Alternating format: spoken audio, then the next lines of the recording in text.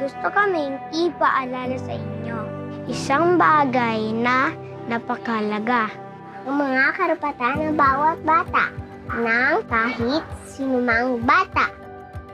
Karapatan nila mabigyan ng proteksyon at mabigyan ng mga oportunidad at kakayahan upang lumaki silang malaya at may dignidad.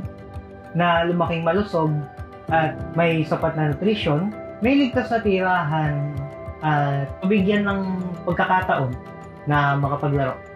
Kung may kapansanan kami, kailangan namin ng sapat at espesyal na atensyon, edukasyon at pag-alaga. Kailangan nilang lumaki sa isang mapag-aruga at ligtas na kapaligiran. Karapatan namin makapag-aral.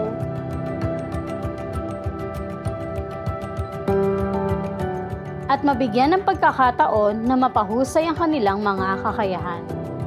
Upang makamit nila ang kanilang mga pangarap at makatulong sa ikabubuti ng lipunan. Tuwing may sakuna, kailangan sila mabigyan agad ng tulong at proteksyon.